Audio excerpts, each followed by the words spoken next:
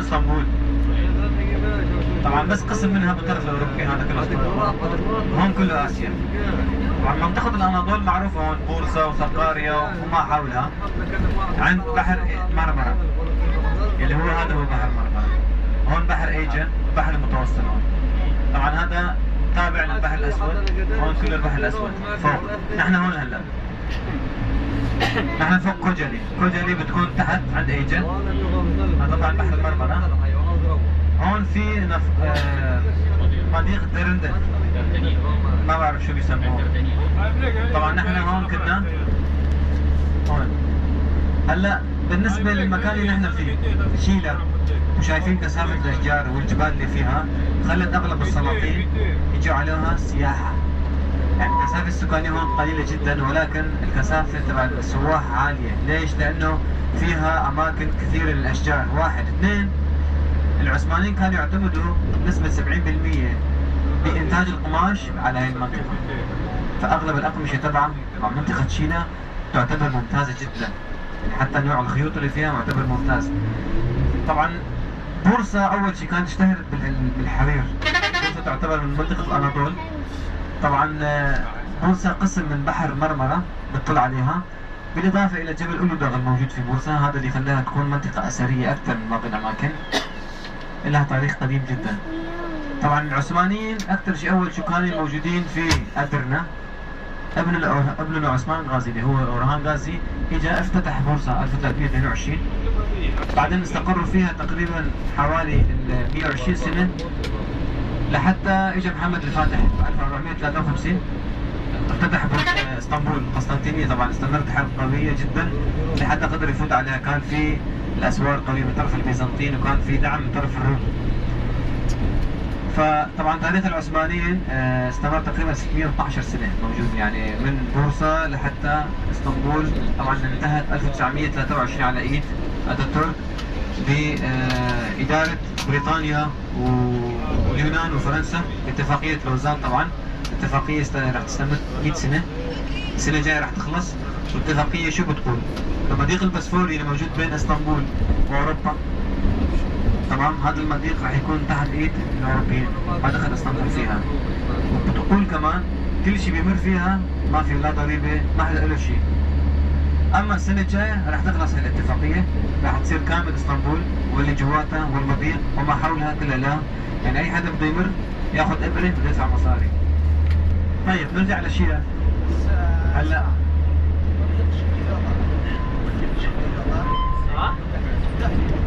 نقطة بحر شوفي ايه.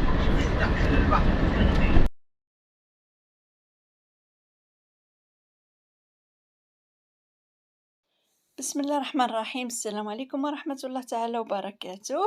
مرحبا بكم في فيديو جديد من قناتكم الطبخ بأنامل أم حبيب. كما على بالكم هاد الأيام راني مخرجتكم من الموضوع تاع الأكل، وراني مسافرة، راني في تركيا. اللي ما على بالهمش، اللي ما شافوش الفيديو اللي فات، هنا كما سمعتوا هذاك المرشد السياحي رانا رايحين راني في رحلة تاع شيلا وأغوا رائعة جدا جدا جدا، رحلة شيقة لمدة يوم كامل. فيه رحنا في لعدة محطات وعدة أماكن رائعة ما تنشبعش. منها حديقة الحيوانات اللي هي أول محطة، حديقة الحيوانات.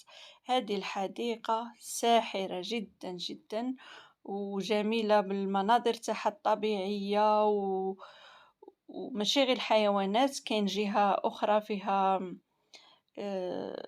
فيها هكا دوك نوريكم شي يديروا فيها هذاك كي التزلج هكا من جبل لجبل، من شجرة لشجرة. دوك نوريها لكم، مش عارف كيسموها. وفيها بزاف مناظر طبيعية رائعة، فيها مقاهي، فيها مطعم، فيها حاجة تحفة. هنا كي دخلنا الحديقة خلصنا باش ندخل نشوفوا شوية حيوانات. راكم عارفين الأطفال يبغوا الحيوانات، ماذا بينا باش يشوفوهم مباشرة ويفرحوا. دخلنا هنا كأول خطوة منا دخلنا لهاد الجهة تاع الحيوانات. كاين واحد الحيوانات خلينهم هكا ما دايرينهمش في السجنة نتاعهم ولا مخلينهم عادي، كيما هذا حيوان اللاما مخلينه عادي تصور معاه هكا يتمشى ياكل الحشيش عادي ما يأذي ما والو، والغزال أيضا كانوا مخليين. راكم تشوفوا رانا نتمشوا غير بشوية ونشوفوا تصوروا معاهم عادي. شفنا بزاف حيوانات، انا ما صورت لكمش كل شيء على خاطر الحديقة كبيرة بزاف وفيها بزاف بزاف بزاف حيوانات، وايضا كنت نخرجوا من منطقة تاع الحيوانات كاين منطقة واحدة اخرى تاع مناظر طبيعية بلاصة كبيرة بالبزاف. درت لكم شوية لقطات فقط وبعض الحيوانات. هذا حمار الوحشي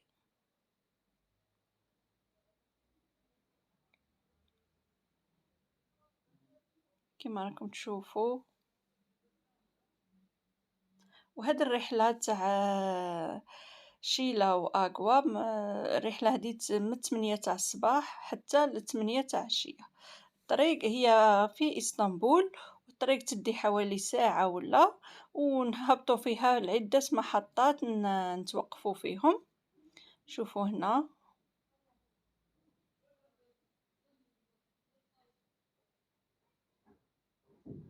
وكما قلت لكم المحطة الأولى هي حديقة الحيوانات.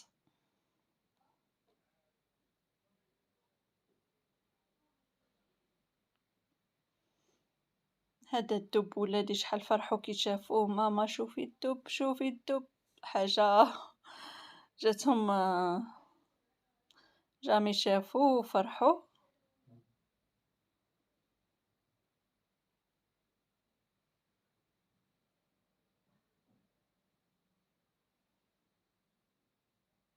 كاين منطقة جهة تانية سبيسيال للزواحف، ما بغيتش نوريها لكم. الافاعي وهذه انا ما بغيتش نوريها لكم، ما نجمش نوريها لكم. وبغيت نوريكم غير الاماكن اللي كيما السباع، كيما هذا السباع هنا صابح راقد، حنا وصلنا مع الصباح راح صابح راقد ومكسل يتسمش باش قاع ينوض نشوفوه. وكي كملنا من الحديقة تاع الحيوانات خرجنا غير تما في نفس الحديقة، شفنا شوية مناظر طبيعية.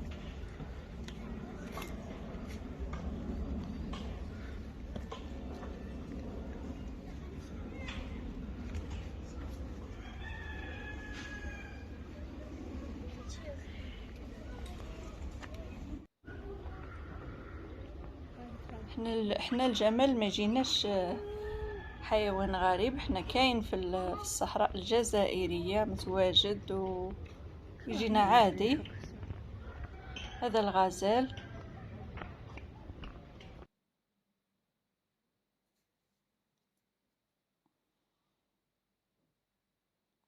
وهنا رحنا للجهة الأخرى تاع الحديقة،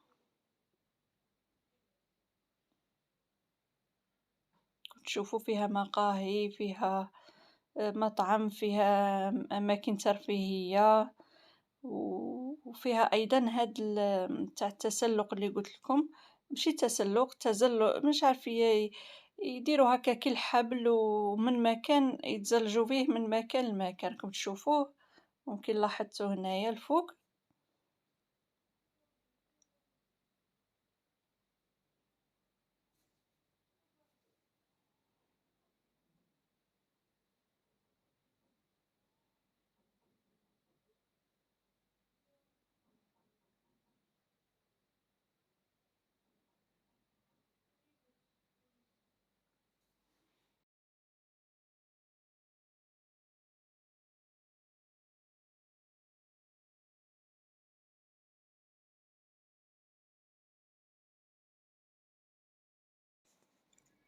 هذه هي كنت غير نستنى باش يديروها وتشوفوها. هنا راهم يديروها من شجرة لشجرة، بصح كاين الجهة الأخرى في دوك نروحو للجهة تاع البحر الأسود، عند المنارة التاريخية تشوفوهم يديروها من جبل لجبل.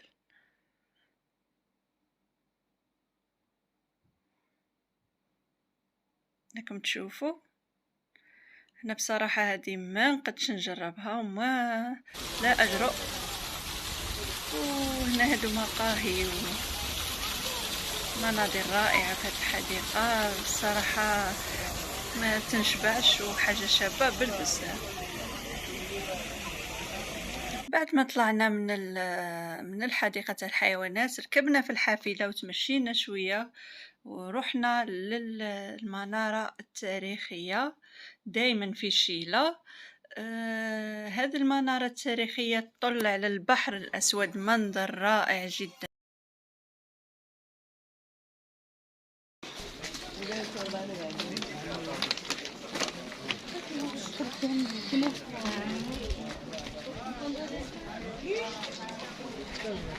Ben poz vermedim ki. Abla çekilsin diye bakıyordum. Poz vermedim, ablaya şöyle yapıyordum. Şöyle.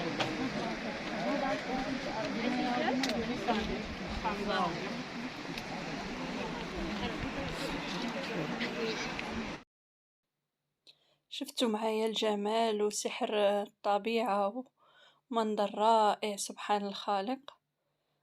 ما شاء الله، منظر مريح للعين. إنه البحر الأسود رائع جدا جدا. هذا المنظر ما شاء الله.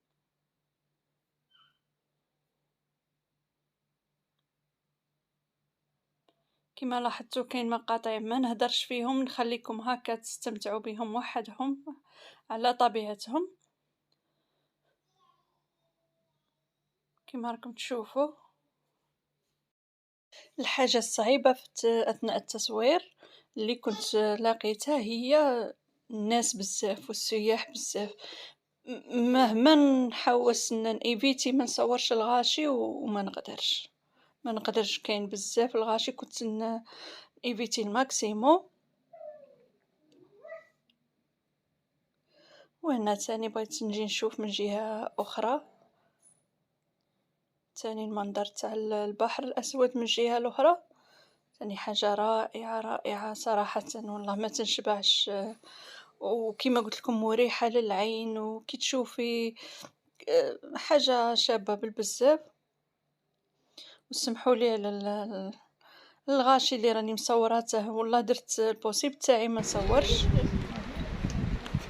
لكن ما تقدرش زعما هذا لا ايفيتيت بزاف تاع. ومن هذا المكان اللي هي كانوا يديروا داك ايضا داك التسلق كما اللي شفنا في الحديقه من شجره لشجره، هنايا كانوا يديروه من جبل لجبل. دوك نوريكم هنايا المكان اللي ينطلقوا منه. هذه هي هنا يروحوا حتى يفوتوا كاع على داك البحر ويروحوا للجبل الاخر. ها هي وين، شوفوا كيفاش حاجة شابة ومغامرة. انا غير شفتها من بعيد هكا رهبت صراحة، انا ما نديرش هاد الصوالح، ما نقدرش وما عنديش الكوراج، بصح كي نشوفها هكا من بعيد تعجبني هكا. شفتوا المكان كيفاش بعيد.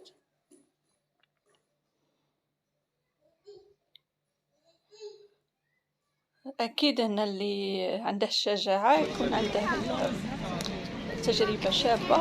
وهنايا عاود رفدنا الحافلة ورحنا لمكان واحد اخر جربنا فيه هذا تاع الموطورات هذه حوالي ساعة، ضربنا فيها دورة شابة رائعة. فتنا على واحد البحيرة مخفية تاني ضربنا فيها طلة وعاود ولينا. تجربة رائعة جدا جدا صراحة، هذه ما ندمتش عليها، تجربة روعة. كما راكم تشوفوا هنا كان الاستعداد تاع الانطلاق تاع الفوج الاول، وانا كنت مع الفوج الثاني.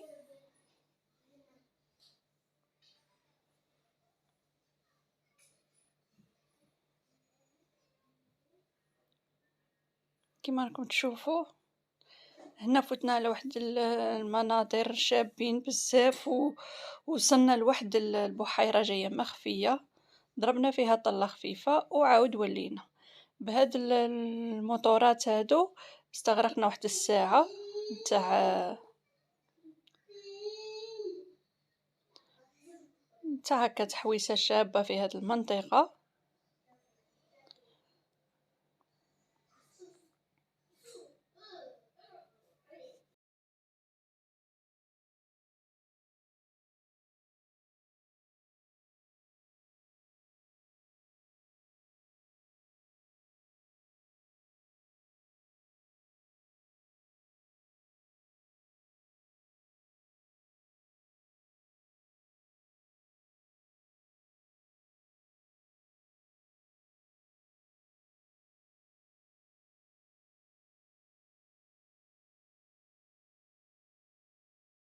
وبعد الرحلة تاع الموطورات توجهنا للمطعم اللي مطل على نهر شيلة.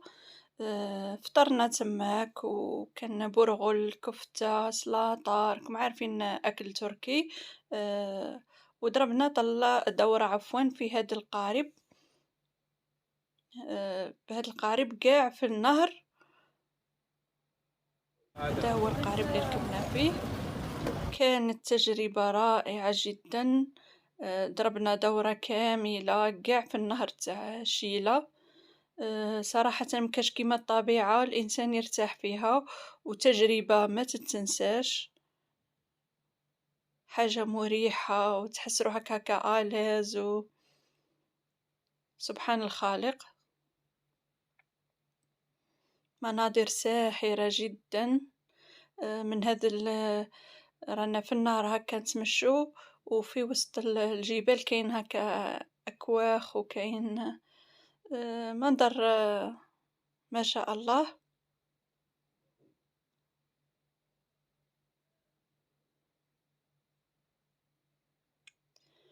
ونخليكم مع هذا الدورة الكاملة في نهر شيلة.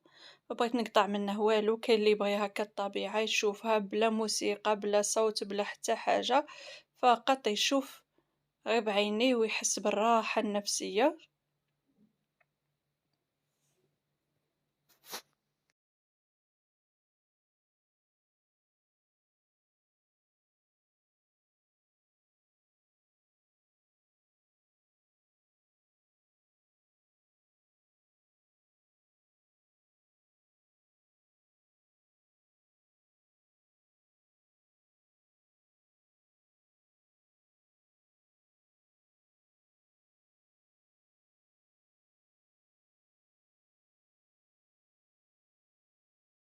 فقط هنا نطلب من الإخوة والأخوات اللي عجبهم هذا المنظر ما ينسونيش بالجيم بالاشتراك فضلا وليس أمرا، باش نزيد نتحفز ونزيد نكمل معكم الرحلة تاع تركيا، ونزيد نوريكم وين رحت اليوم الموالي.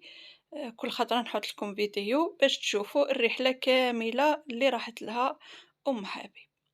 فقط كما قلت لكم ما تبخلونيش بالبصمة تاعكم جيم وبالبارطاج لما لا والاشتراك.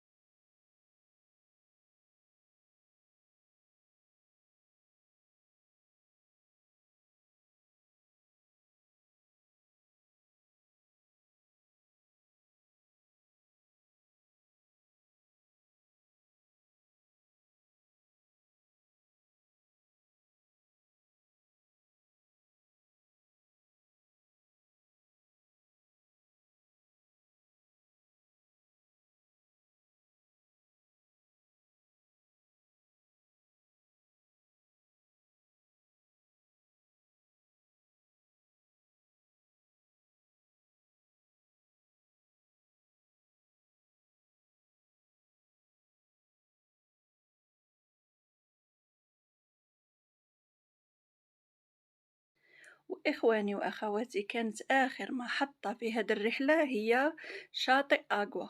هذا الشاطئ المتواجد في البحر الأسود. استقلينا تاني الحافلة، تمشينا شوية كما راكم تشوفوا باش وصلنا لهذا الشاطئ الرائع جدا. شاطئ تاني ساحر ما شاء الله. ندخلوا له عن طريق حديقة رائعة جدا. هاد الحديقة رانا داخلين للشاطئ عن طريقها، وفي نفس الوقت يرتاحوا فيها الناس، يجيبوا وليداتهم، يكروا فيها لي تروتينات، يضربوا بهم دورة، عربات هكا صغار، حاجة شابة. والجميل فيها هو الخضار هذاك ولا الحشيش والمناظر الطبيعية اللي ما اللي يبغيها أي إنسان ويرتاح فيها، والوليدات يلعبوا فيها كما قلت لكم. وهنا رانا ماشيين للشاطئ اللي أيضا حاجة شابة بزاف. عاموا فيه الوليدات ولعبوا فيه وكانت تجربة ما تتنساش. كم تشوفوا الحديقة كيفاش دايرة، شابة بزاف وكبيرة.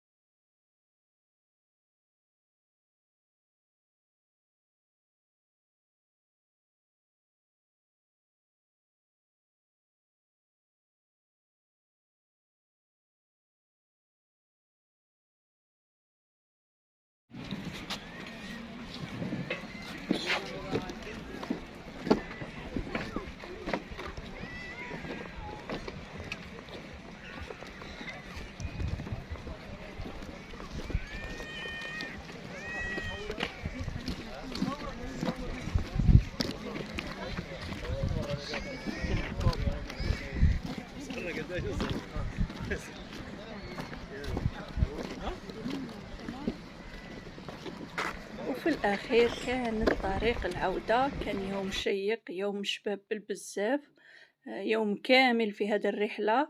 ما ندمناش عليها، وليداتنا فرحوا. نتمنى كاع اللي وننصح كاع اللي راهم جايين لإسطنبول يجربوا هاد الرحلة، غادي تعجبهم بالبزاف. وهنا رانا مولين للفندق. للعلم هنا رانا في الجهة الآسيوية ورايحين للجهة الأوروبية وين الفندق، على خاطر هاد الرحلة نفوتوا على هاد القنطرة هادي اللي ما تشوفوها في المسلسلات وفي الأفلام، اللي تربط بين الجهة الأوروبية لإسطنبول والجهة الآسيوية. هنا رانا داخلين لهاديك القنطرة كما قالوا هما الكوبري. موالف نشوفوه هكا من بعيد، بصح دوك راني داخلت له ونصور فيه في الليل. منظر رائع جدا جدا جدا وتجربة رائعة. نخليكم تستمتعوا معايا بطريق العودة. كانت الطريق شوية زحمة في الليل، كاين سيركيلاسيون، بصح حاجة شابة، تستمتعي ما تفيقيش ولا بسيركيلاسيون لا بطريق لا بحتى حاجة.